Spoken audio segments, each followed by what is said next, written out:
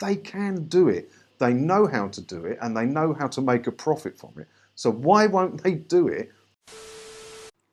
Hi, it's me again, and we must be doing something right on this channel lately, because in the papers again, there's another story about the ridiculous TV licence letters. Good, isn't it? I love to see this in the newspapers, because it means more people are joining us and learning about it and seeing how ridiculous and unnecessary these letters are. It's one of the worst bits of TV licensing, isn't it? Not as bad as the visits, obviously, but the letters are pretty blooming bad. So it's nice to see newspapers picking up on it. So let's take a look at this story. We'll have a chat about it as always, shall we? BBC's quest for licence fee dodgers cost a taxpayer £9 million a year. Fee has to go. In 2020, the broadcaster sent out 111,959 enforcement notes. I think that's their posh way of saying letters, stupid, ridiculous, threatening letters from TV licensing, each working day for a total of 34 million letters throughout the year.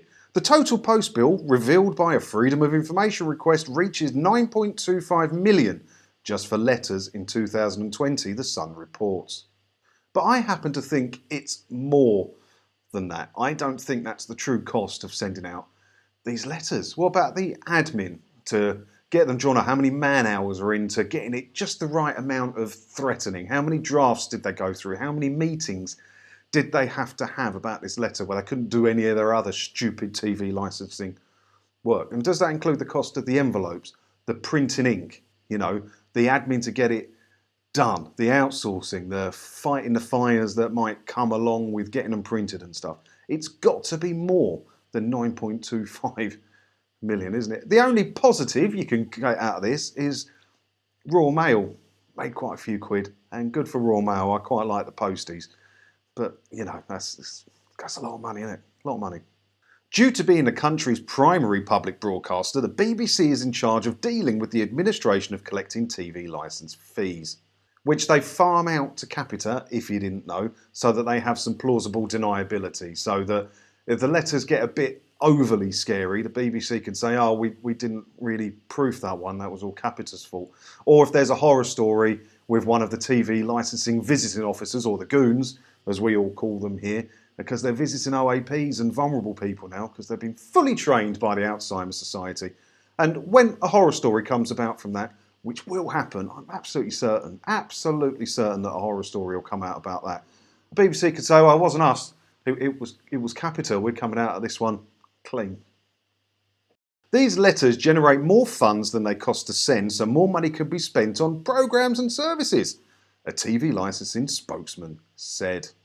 Where's that spending going on programmes then?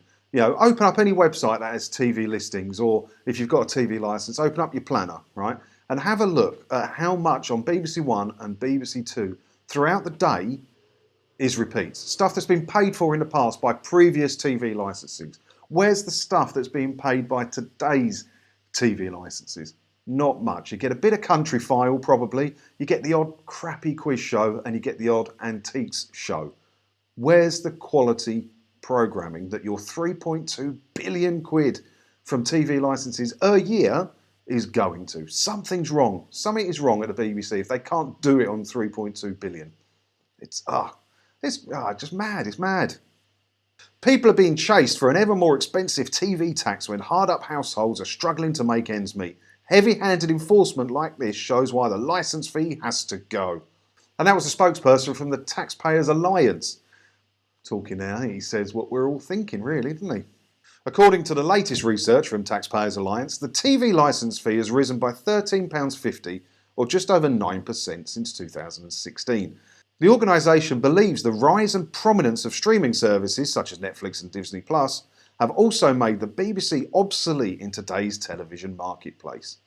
Now, I don't think it's obsolete today. There is still a market for broadcast TV. That's why there's so many channels, loads of channels now, isn't there? And there were some new ones launched a couple of months ago as well. I don't think it's over for broadcast telly. It will be. I mean, streaming whatever you want to watch, whenever you want to watch it, is the future of telly. But we're not there yet. There is still a market for it. Although how big Netflix and Disney Plus and Amazon Prime Video and all that are, they're massive worldwide, there is still a market for broadcast telly. But you've got to move with the times. And The TV licence is old-fashioned. Yeah, all the BBC have to do is really cut it down, slim everything down, be really streamlined, and focus on making good quality stuff that will attract advertisers. All the other channels manage to do it, don't they? They all manage to do it, and they're profitable. And let's not forget again that the BBC own UK TV, which is Dave and Gold and everything, and they show adverts. And they make their own programmes just for those channels that attract commercial sponsorships and advertising. They can do it. They know how to do it, and they know how to make a profit from it. So why won't they do it with the main BBC thing and give us all 159 quid a year tax cut, basically? It doesn't make any sense, does it? It doesn't make any... They can do it. They're proving they can do it. They're proving they can be profitable about it. But they still want their 3.2 billion quid a year out of your 159 hard-earned pounds given to them every year. It's ridiculous. It's ridiculous. In a statement outlining its vision, the Taxpayers Alliance said, a smaller state-funded BBC producing output focused on high culture and serious news appeals to many. Yet this is not what the BBC has been for some time. Oh, I was just saying that. I should read these first, really, don't I? But I never do. I only sort of just skim them a bit because I want to react to them the same way you'd react to it when you first see it, read it, hear it, whatever. Licence fee money is used to allow the BBC to compete in the commercial market, eliminate local media outlets through its regional stations, and chase a youth audience which is rapidly turning away from traditional public service broadcasters to services such as Netflix, Amazon and YouTube. That is the thing. I mean, the BBC have said they're not interested in making programmes for anyone over the age of 40, which is me. So why would I pay it? They're chasing the kids. But the kids, what's the main age group for that? It's 16 to 24 or something, isn't it? And the 16 to 24s are the least interested in paying for a telly licence because they haven't got time to sit down and wait for Thursday at 9 o'clock at night to watch their favourite shows. Just chuck on Netflix, chuck on Disney Plus, whatever, and watch what they want when they want to watch it. They're not interested in anything broadcast TV. It's not so much just they're not interested in the BBC, it's just they're not interested in broadcast telly. They're just not, apart from a bit of Love Island and that, I guess, most of the kids. My niece is in that age bracket, and that's pretty much all she will tune in to broadcast telly for. So why is the BBC focusing on them? Focus on the people that are interested in broadcast TV, people my age, 40 and up. The old school.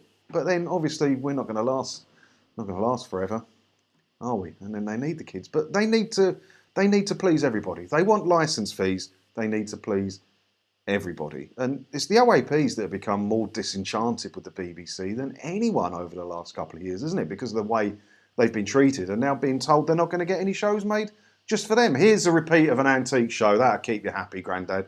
It doesn't work like that, does it? They're the people that have supported the BBC through its entire life by paying licence fees all their life. And now they're getting no reward for it. So I don't understand it. I don't understand it. I think they need to go commercial. I think they need to do something. I don't think it's ready to be a streaming service yet, although that is the future, obviously. And, you know, there's good things about being a streaming service is that they don't just have to target people in the UK then. Like BritBox isn't that big in the UK, but it's big in America and it's big in Australia. They put everything into one, call it BBC Play or BBC Plus, whatever they want to call it. They can target a worldwide audience. But then they will have to make better stuff, wouldn't they? They're going to have to make good stuff if they want to get subscribers. So I remember when Netflix came out and I subscribed for the free 30-day trial of it, and it was crap. So I cancelled it. I give it 6 months. I tried again. Crap again. But now they've really found their feet, haven't they? And 3 of the biggest dramas in history are Netflix dramas. So it's the way to do it. It's the way to do it. But is the BBC prepared to do that? I don't think they've got it in them to make good stuff. I can see them going. You know, if the TV licence fee gets cut or it goes, I can see the BBC not being able to cope. I can see them, they're just not ready to do it. Even though they could, I don't think they want to. I wouldn't complain if they did go. Not a problem for me.